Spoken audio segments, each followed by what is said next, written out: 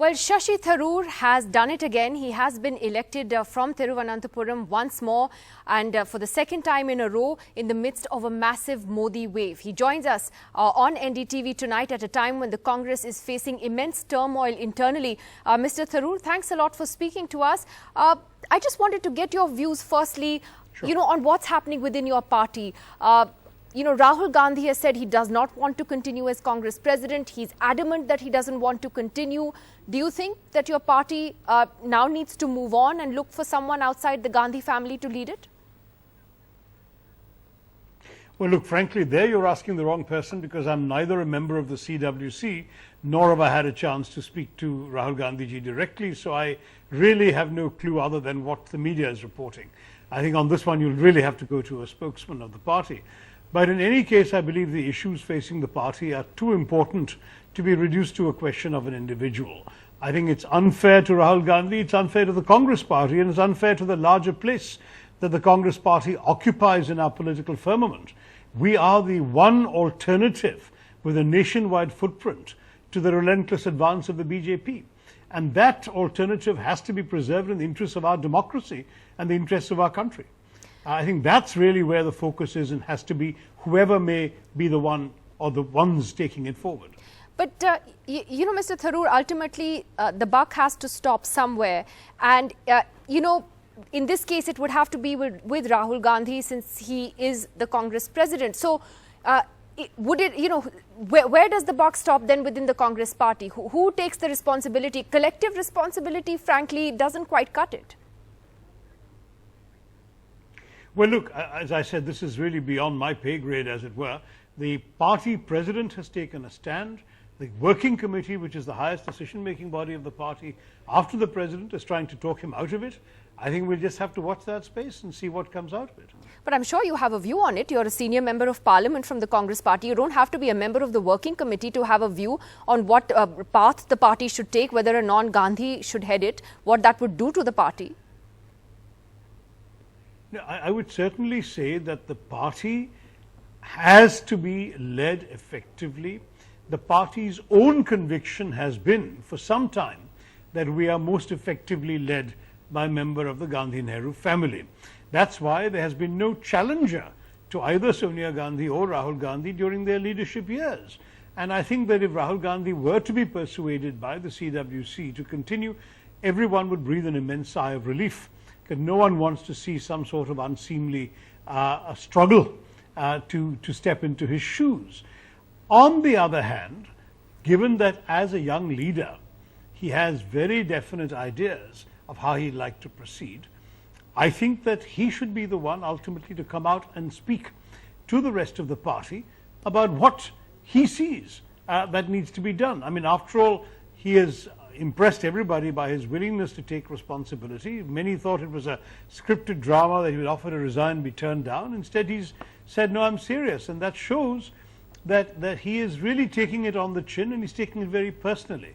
But I honestly think that our failure is far too large and widespread to be ascribed to one individual leader. I think it's in fact terribly unfair, because we have had a situation in which the party across the Hindi-speaking heartland of the country, indeed all the way from Gujarat in the west to Bengal in the east and some of the northeastern states, has essentially been reduced to a cipher. And that's something that all of us have to take responsibility for permitting to happen, and all of us have to take responsibility for needing to revive it. As I said, this party has to be revived because it represents a very vital idea in the Indian political firmament. But to do that, we all have to roll up our sleeves, whether it's those of us in the south who are able to celebrate some good victories, or those of us in the north who are at the moment licking their wounds. There's no time to just sit around feeling sorry for ourselves. We have 4 state elections coming up this year, one or two in a matter of months. We need to be hitting the ground running and understanding what it was that we misread, what they got right that we need to get right next time, and making sure we do it in time to reverse our fortunes in the State Assembly What do you If think the went wrong, BJP could Shashi Tharoor? reverse I mean, in your what view, we did in December. yeah, in your view, collectively, what do you think went wrong? I mean, Rahul Gandhi, we are told that the CWC was very upset with a lot of senior leaders. He pointedly, talked about Mr. Chidambaram, and the Rajasthan Chief Minister said you all were more interested in tickets for your sons. Mr. Gehlot was campaigning for his son for a week and didn't campaign anywhere else, etc.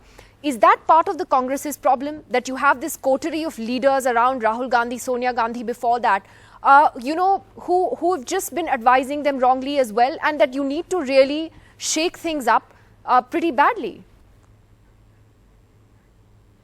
Well, look, again, I wasn't present at the meeting. I can't give you an answer to that off the top of my head. All I can say is you began by saying, what do you think went wrong?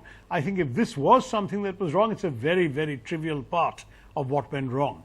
There are more fundamental issues. For example, we were not unreasonably convinced that in a situation in which unemployment is at a 45-year high, in a situation in which farmers are facing such agricultural distress that many were committing suicide in record numbers, at a time in which small and micro enterprises have been shutting down in record numbers because of demonetization and its consequences, given all of this, we thought people would vote in their economic self-interest. Were we wrong to think so? Objectively, we were not. Most political analysts would tell you that's what people do. And yet the voters didn't do that. They were prepared. A young man who voted for Mr. Modi 5 years ago in the hope of getting a job, and 5 years later still doesn't have a job, still voted for Mr. Modi. So we need to understand why. Partly it's a sort of magical messaging of Mr. Modi as this larger-than-life superhero with his 56-inch chest who's going to keep India safe from all sorts of enemies, real or imagined. I think that clearly is one factor. Another appears to be that we may have underestimated the impact of what happened in Pulwama and the response in Balakot on the psyche of many voters, particularly in North India. It didn't have an impact on the south side. I missed it myself as a big issue, but perhaps it was a major issue, a much more important issue than we realized in the north. There are other things. There was very effective hype and publicity for various projects that were delivered, as it were, across the country, from toilets to Ujjwala gas cylinders and housing schemes and so on.